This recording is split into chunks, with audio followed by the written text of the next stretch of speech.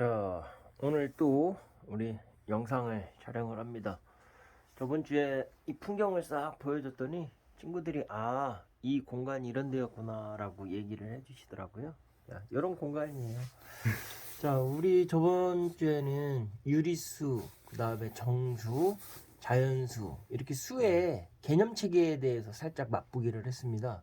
그래서 우리가 수라는 게 그냥 일반적으로 우리 쓰는 수, 사칙연산 이렇게 생각할 수 있는데 그 수를 포함하는 상위 개념, 또 그거를 포함하는 상위 개념, 그리고 또 새로운 이론이 나왔을 때 그동안 설명하지 못했던 걸 또 포함하는 또 상위 개념의 카테고리, 그런 식으로 계속 이런 수에 대한 이해도 발전하는 것 같습니다. 네, 실제로 우리가 수의 발전 과정을 보면은 실수까지만 해도 그래도 사람이 기본적으로 유리수까지 밝혀지고 무리수의 발견도 이제 나중에 다루겠지만 피타고라스의 정리라 해서 삼각형, 직각삼각형에서 세 변의 관계를 나타내는 식이 있거든요. 네. 근데 그에 따르면 분명히 존재하는 직각삼각형임에도 불구하고 변의 길이가 유리수로 나타낼 수가 없는 경우가 그렇죠. 생긴다는 설명 거예요. 방법이 없었죠. 네.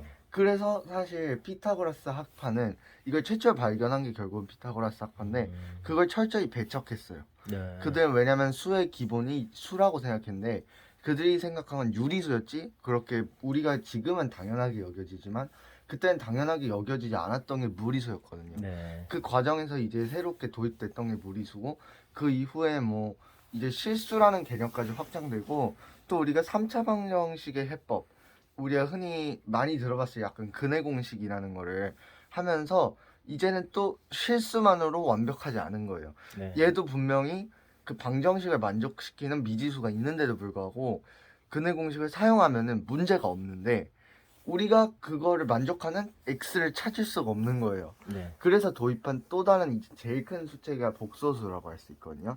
근데 이제 실수는 중학교 3학년쯤 배운다 쳐도 복소수는 사실 고등학교 1학년 때 배우는 개념이거든요.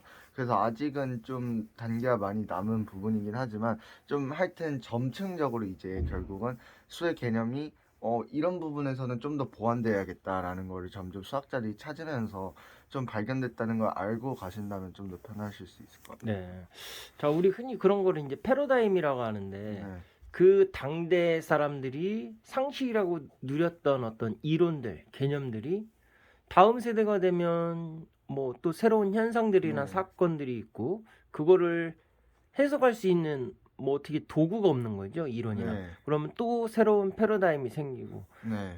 그 토마스 쿤인가요? 그게 패러다임의 혁명해갖고 과학의 네. 혁명에서 패러다임이라는 이론을 처음 제시를 했는데 수학도 마찬가지로 그 수를 이해하는 방법들이 점차 이렇게 하나씩 하나씩 발달하는 것 같습니다. 네. 그 요즘에는 저도 관심 있는 게 그 양자역학에서 아. 양자의 개념이 너무 아직도 신기하고 네.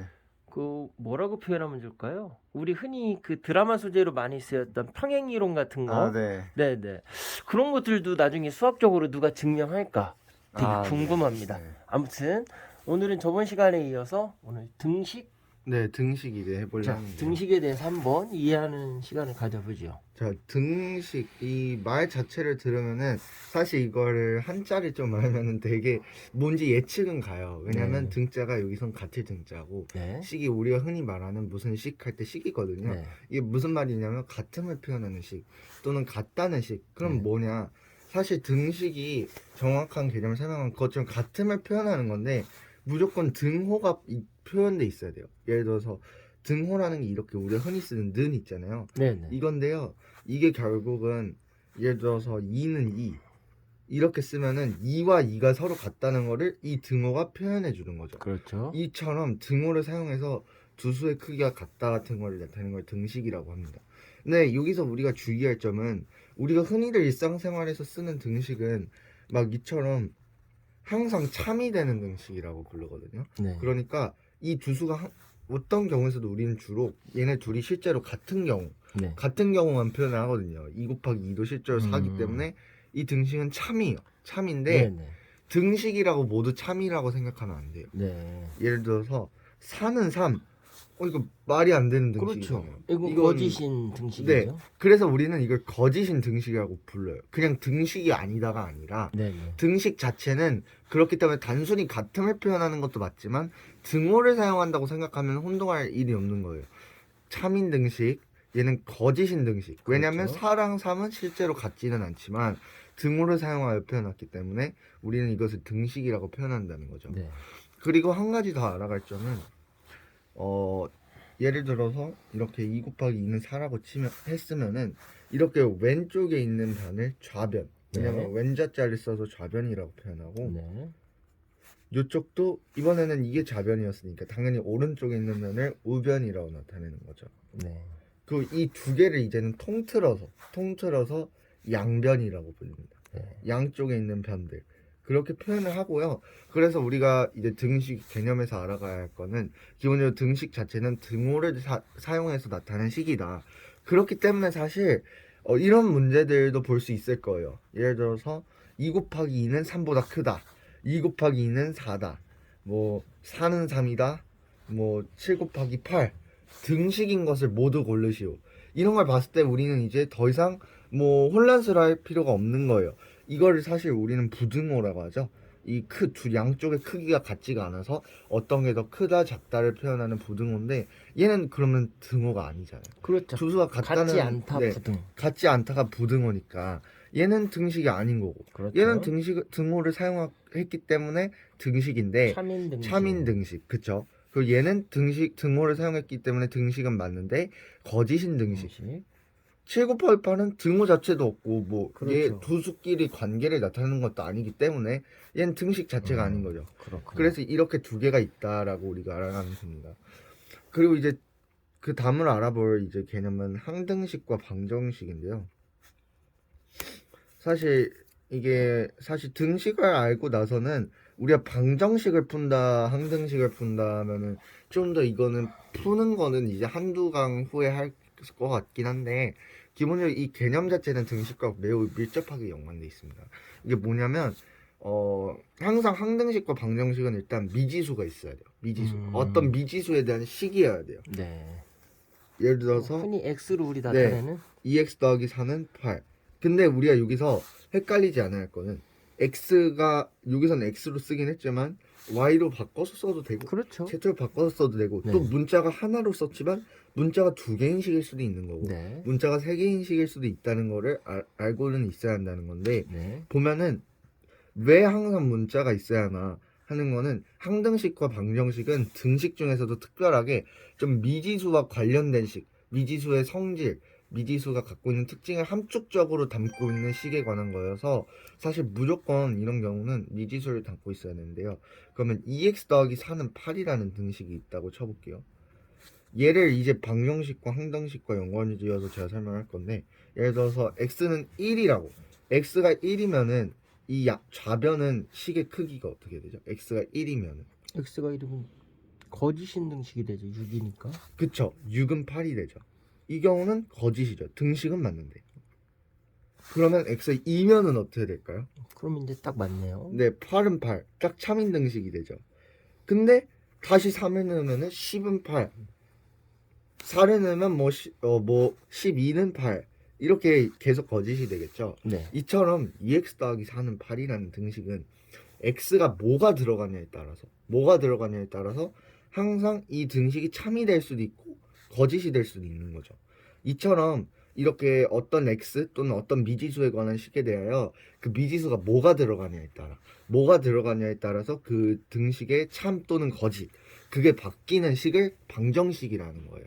그러니까 지금처럼 4x 더하기 뭐 따르게 해서 4x 더하기 4는 4라고 했을 때 x는 0일 때 참 그리고 x는 1일 때는 거짓 그 외에 사실 이건 볼 필요도 없이 점점점 증가할 수밖에 없기 때문에 얘는 계속 그 후는 거짓이 될 수밖에 없죠.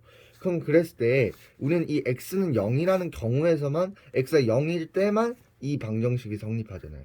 그렇기 때문에 x가 0일 때만 성립하는 등식을 방정식 꼭 0일 필요 없어요. 일정한 그냥 x가 어떤 일정한 수들일 때만 성립하는 등식을 방정식이라 하고 그랬을 때 이 등식이 성립하게 하는 이 방정식이 성립하게 하는 x를 근 또는 해라고 불러요 우리는. 근 또는 해. 근데 사실 근 또는 해라고 들으면은 처음엔 와닿지가 않거든요. 그냥 이게 되게 굉장히 한자인데 우리가 영어로 들으면 사실 더 좀 이거에서는 영어로 듣는 게 편해요. 영어로 근 또는 해를 부르는 말이 솔루션이에요. 솔루션. 그냥 얘를 푸는 방법 또는 근 자체를 결국은 이 방정식을 푸는 방법 또는 결론, 방정식의 결론 이렇게 의미하고 있는 거거든요.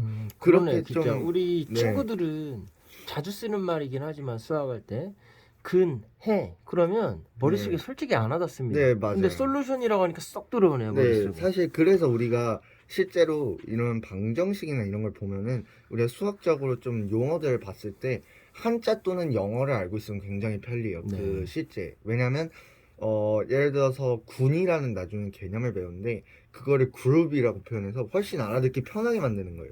이처럼 좀 우리말로 번역되면서 약간 오역되거나 혼동되게 좀 쓰이는 것들이 많은데 그럴 때는 좀 더 영어나 한자 표현을 알면 좀 더 정확하게 알 수 네. 있는 부분이 있습니다. 맞습니다. 그리고 이제 항등식에 대해 알아볼 건데요. 방정식과 사실 어떻게 보면 반대라고도 볼 수 있어요. 방정식은 아까 얘기했지만 등식 중에서도 어떤 미지수에 관한 등식 중에서도 미지수가 특정수일 때만 성립할 때 우리는 그것을 방정식이라고 불렀잖아요. 그럼 반대로 지금처럼 2x 더하기 4는 2x 더하기 4 이처럼 x가 뭐든지 항상 이 등식은 참이지 않습니까? 그렇죠. x가 1이면 2 더하기 4는 6 그리고 이쪽도 2 더하기 4는 6 사실 그걸 볼 필요도 없이 양변의 식이 똑같잖아요. 그렇죠. 똑같은 문자에 대하여 그렇기 때문에 이처럼 어떤 미지수 x에 대하여 항상 등식이 성립할 때 항상 참인 등식 거짓이면 안 돼요. 예를 들어서 2x 더하기 4는 2x 플러스 5 이건 항상 거짓이잖아요. 항상 그렇죠. 거짓. 왜냐면 어떤 x가 들어가도 항상 2x 플러스 5가 얘보다 1만큼 크니까 그렇기 때문에 얘는 항상 거짓인데 이런 걸 항등식이라 설명하진 않는다. 그렇죠. 이거는 항등식이 아니고 우리가 항상 참인 등식. 네, 항상 참인 등식, 항상 같은 등식이라서 그래서 항상 한자를 써서 항등식. 네, 항상 같은 이게 거짓이면 안 돼요. 항상 참인 어떤 x에 대하여 항상 참인 등식. 그럼 혹시 방정식에서 방은 뭐예요?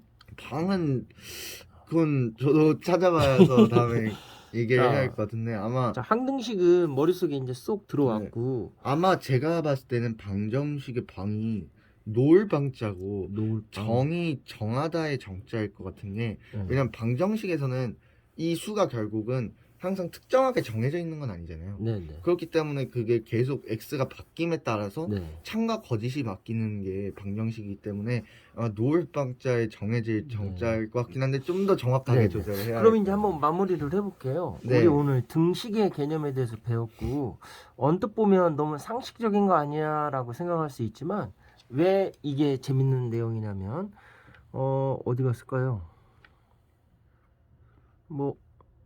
우리 등식할 때 예를 들어서 2x 더하기 1은 뭐 5다. 그렇으면 x는 2잖아요. 네, 그렇죠. 네. 그럴 때 이 등식 이퀄 부호 때문에 등식이 성립을 한다고 하고 그 x를 구하는데 이 우리가 뭔가 결론을 내고 나서 그 여러 토막의 과정들이라고 할까요? 네. 그런 것들이 이런 결론에 도달을 어떻게 할까? 네. 그 x를 푸는 과정들이 네. 실은 수학이 아니라 뭐 마케팅 쪽도 그렇고 네. 제품 개발도 그렇고 그런 쪽에도 얼마든지 응용이 쓰일 수 있는. 가능할 것 같습니다. 그래서 이 등식이라는 게 실은 상식이 아니라 곰곰이 생각해 보면 아주 재밌는 어떤 그런 분야인 것 같고 네. 그 다음에 그 용어가 어렵지 항등식, 방정식, 근 또는 해. 그래서 네. 오늘 되게 멋진 게 근 또는 해를 솔루션이라고 명확하게 머릿속에 또 개념을 전달해 줬고요. 이제 항등식과 방정식을 마무리하면서 설명하고 마무리하죠. 네, 쉽게 이제 비교하면서. 항등식과 방정식은 사실 비교하면 굉장히 편리합니다. 네. 그러니까 결국은 항등식과 방정식 일단 얘네도 물론 등식이겠죠. 근데 2x 플러스 4는 8이라는 방정식과 네. 이렇게 2x 플러스 4는 2x 플러스 4라는 항등식을 비교했을 때 우리가 항상 차이점을 알 수 있는 건 방정식은 모든 x에 대해서 참이진 않는다는 거예요. 그렇죠. 어떤 특정한 x에 대하여 참이 성립하는 등식을 우리는 항상 방정식이라 하거든요. 네. 왜냐하면 실제로 EX 플러스 4는 8이라는 등식을 보면 x가 1일 때 성립하지 않아요. 그러나 x 2일 때는 성립하죠. 그 이후에 어떤 x에 대하여 다시 성립하지 않는 등식이 돼요. 그러나 EX 플러스 4는 EX 플러스 4와 같은 항등식의 경우에는 이게 자체가 항등식의 어떻게 보면 정의이기도 하지만 결과적으로 어떤 x에 대하여도 항상 성립한 항상 참인 등식이에요. 그래서 우리가 항등식은 한 가지 더 알아가면 좋은 점은 우리가 항등식이 어떤 형태로 나타나는지 알기 가장 쉬운 방법은 좌변과 우변이 같으면 기본적으로 그건 무조건 항등식이죠. 좌변과 우변이 같으면 지금처럼 무조건 항등식. 좌변이 왼쪽에 있는 거고 우변이 그렇죠. 오른쪽에 있는 거라 했잖아요. 지금도 사실 EX 플러스 좌변과 4는 EX 우변이 플러스 4 같죠. 이렇게 양쪽이 같으면은 그걸 항등식. 사실 비교해 볼 필요도 없잖아요. 그렇죠. 그냥 같으니까. 자, 네. 오늘 미지수가 들어간 항등식과 방정식 어떻게 보면 되게 애매모호한데요. 우리 좌변, 우변이라는 용어를 써서 좌변, 우변이 같을 때는 항상 등식이 성립하니까 항등식. 그 다음에 여기에서 미지수가 들어간 2x 플러스 4는 8 할 때 이 x가 2일 때는 참이지만 그 외의 것들은 다 거짓이거든요. 네. 자, 그럴 때 이렇게 표현하는 것을 방정식 이렇게 잘 나타냈습니다. 네. 자, 우리 친구는 이제 하다 보니까 설명도 너무 잘하고 네. 이제 뭐 진행도 매끄럽습니다. 나중에 어떻게 뭐 수학과에 해도 될 것 같은데요. 네. 자, 오늘도 고생 많이 하셨습니다. 네, 수고하셨습니다. 네.